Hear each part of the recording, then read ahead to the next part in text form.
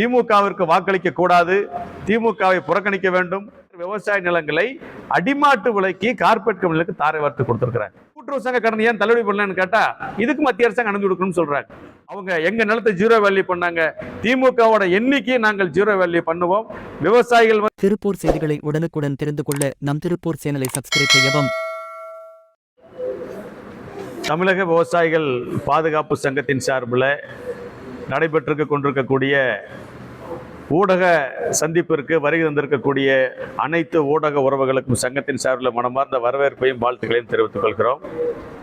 இன்றைய ஊடக சந்திப்பில் சங்கத்துடைய மாநில தலைவர் ஐயா சண்முக சுந்தரம் அவர்களும், பொதுச்செயலர் ஐயா முத்து விஸ்வநாதன் அவர்களும், நிறுவனர் வழக்கறிஞர் ஈஸ்வரன் முருகசாமி ஆகிய நானும், இந்த பகுதியினுடைய மாவட்ட அவைத்தலைவர் பெருமளர் முத்து அவர்களும், மாவட்ட ஒருங்கிணைப்பாளர் விஸ்வநாதன் அவர்களும், மாவட்ட செயலாளர் கௌரீஸ்வரன் அவர்களும், சங்கத்துடைய சட்ட விழிப்புணர்வு அணி மாநில செயலாளர் சதீஷ்குமார் அவர்களும், இயற்கை விவசாய அணியினுடைய மாநில ஒருங்கிணைப்பாளர் ஐயா ஐந்துணை வேலுச்சாமி அவர்களும் மற்றும் இங்கு சங்கத்தினுடைய ஒன்றிய நிர்வாகிகள், மாவட்ட நிர்வாகிகள் கலந்து கொண்டிருக்கிறார்கள்.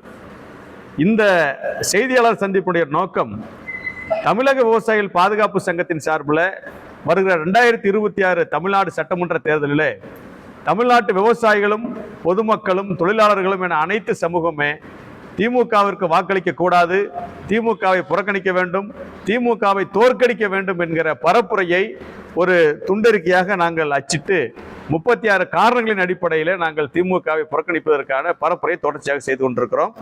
இந்த பரப்புரை பிரச்சாரமான தமிழ்நாடு முழுவதும் நடைபெற்றுக் கொண்டிருக்கிறது. இதை 2 வகையாக நாங்கள் பிரிச்சிருக்கிறோம். ஒன்று, ஏற்கனவே திமுக கொடுத்த வாக்குறுதிகளை செய்யாதது ஒன்று, விவசாயிகளுக்கு செய்த துரோகங்கள் ஒன்று. 2 வகையாக பட்டியலிட்டு இருக்கிறோம். 2021 தேர்தல் வாக்குறுதியில் விவசாயிகளுக்கு 83 வாக்குறுதிகளை கொடுத்துட்டு அதுல வெறும் 10 மட்டுமே நிறைவேற்றிருக்கிறாங்க. அந்த 10 வாக்குறுதிகளால், நிறைவேற்றப்பட்ட வாக்குறுதிகளால் விவசாயிகளுடைய வருமானத்துக்கோ வாழ்வாதாரத்துக்கோ பாதுகாப்பிற்கோ சம்பந்தம் இல்லாத வாக்குறுதிகளாக இருக்கு. மீதி 73 வாக்குறுதிகளை இவர்கள் நிறைவேற்றவே இல்லை.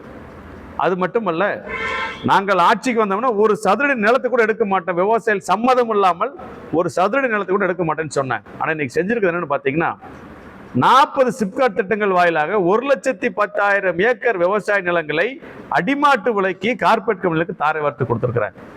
விவசாயிகளுக்கு இந்த மாதிரி ஒரு 5 ஆண்டு கால ஆட்சி காலத்தில் 40 சிப்காட் திட்டங்களை எந்த மாநில அரசும் இந்தியாவில் செயல்படுத்துவது கிடையாது. அது மட்டுமல்ல, இனாம் நிலங்கள் இந்தியா முழுவதும் இனாம் நிலங்கள் உழுது கொண்டிருந்த விவசாயிகளுக்கு உரிமையாக்கப்பட்டிருக்கிறது. பட்டா போட்டு கொடுத்துருக்காங்க. ஆனால் தமிழ்நாட்டில் மட்டும் இந்து சமய அறநிலையத்துறையும் வக்ஃபு வாரியமும் 13 லட்சம் ஏக்கர் நிலத்தை இன்னைக்கு ஜீரோ வேல்யூ பண்ணி வச்சிருக்கிறாங்க. கலைஞர் கொடுத்த பட்டா, காமராஜர் கொடுத்த சட்டம், அறிஞர் அண்ணாவின் கோரிக்கை. ஆனா இங்க என்ன நடந்திருக்குதுன்னா பூரா ஜீரோ வேல்யூ பண்ணி வச்சிருக்கிறாங்க. 30 லட்சம் மக்கள் அதை தமிழ்நாடு பூரா பாதிக்கப்பட்டிருக்கிறாங்க. ஆக இது போன்ற ஒரு நில அபகரிப்பு ஒரு மாநில அரசு செய்ததே கிடையாது. செஞ்சுட்டு இவங்க என்ன பண்றாங்கன்னா இதை சாதனையா கொண்டாடுறாங்க. 8200 கோடி மதிப்புள்ள கோயில் நிலங்களை மீட்டிருக்கோங்கிறாங்க. கோயில் நிலங்களை இவங்க மீட்கவே இல்லை, பாதுகாக்கவே இல்லை, அதை வகைப்படுத்தவே இல்லை. இது பூரா இனாம் நிலங்கள். இது மட்டுமல்ல, விவசாயிகள் சிப்காட் திட்டத்தை எதிர்த்து போராடிய போது திருவண்ணாமலை மாவட்டம் மேல்மாவில் விவசாயிகளை கைது செஞ்சு சிறையில் எடுத்ததோடு மட்டுமல்ல, குண்டர் சட்டம் போடுறாங்க. இந்தியாவிலேயே அமைதியாக போராடிய விவசாயிகள் போது குண்டர் சட்டம் போட்ட ஒரே அரசு இந்த ஐயா மு.க. ஸ்டாலின் அவர்கள் தலைமையிலான திமுக இந்த அரசா தான் இருக்கிறது. திருவண்ணாமலை மாவட்டம் நகரத்துக்கு பக்கத்தில் 5000 லோடு கிராவல் பண்ணி திருடுறாங்க. அதை திருடி கொண்டு போய் போட்டு ஐயா ஏவா வேலு அவர்கள் குடும்பத்துக்கு சொந்தமான அருணாச்சல சுகர் மில்லில் வளாகத்தில் போட்டு நிரப்பி திமுகவோட மண்டல இளைஞரணி மாநாடு நடக்குது. ஒரு சட்டி மண் அல்லனா கூட அது சட்டவிரோத அனுமதி இல்லாம, அது அரசாங்கத்தோட சொத்து, கனிம வளம். ஆனா அப்படி இருக்கும்போது 5000 லோடு பண்ணு அந்த மண் அள்ளிட்டு போறதுக்கு கரை மேல தார் ரோடு போடுறாங்க. இதைக்காக ஒரு போராட்டத்தை அறிவிச்சதுக்காக 20 விவசாயிகளை பிடிச்சி சிறையில் அடைக்கிறாங்க. கறிக்கோழி பண்ணை விவசாயிகள் எடுத்துக்கிறங்க, கூலி உயர்வு கேட்டு தான் போராடுறாங்க. ஏற்கனவே 2013 2020 எல்லாம் கூலி உயர்வு கேட்டு போராட்டம் நடந்த போது அன்றைய முதல்வர் அம்மையார் ஜெயலலிதா அவர்கள் அன்னைக்கு இருந்து அமைச்சர் பெருமக்களை அழைத்து அவர்கள் தலைமையில் முத்தரப்பு பேச்சுவார்த்தை கூலி உயர்வு பெற்றுக் கொடுக்குறாங்க.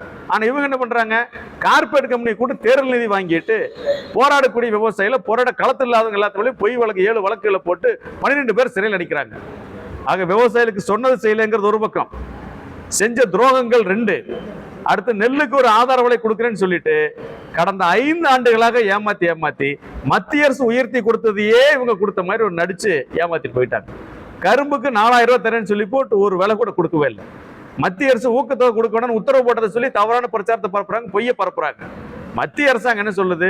நெல்லும் கோதுமையும் நாட்டில் அதிகம் உற்பத்தி ஆகுது, பருப்பு வகைகள் உற்பத்தி இல்லை, எண்ணெய் வித்துக்கள் உற்பத்தி இல்லை, சிறுதானியங்கள் உற்பத்தி இல்லை, அது ஊக்கத்தொகை அதிகமாக கொடுங்கன்னு சொல்லுது.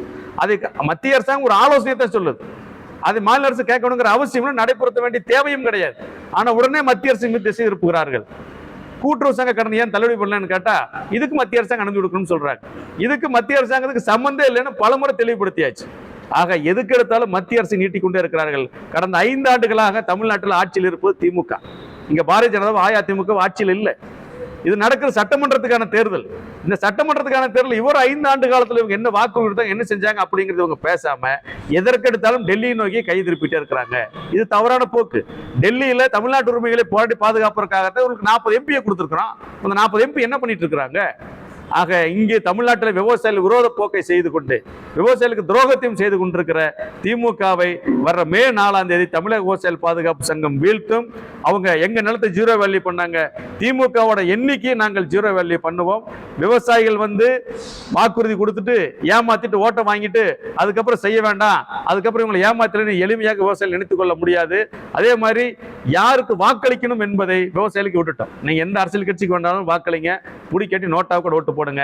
தயவுசெய்து திமுகவுக்கு மட்டும் தமிழ்நாட்டு விவசாயிகள் வாக்களிக்க வேண்டாம் என்பதை இந்த ஊடகவியலாளர் சந்திப்பின் வாயிலாக நாங்கள் தெரிவித்துக் கொள்வோம்.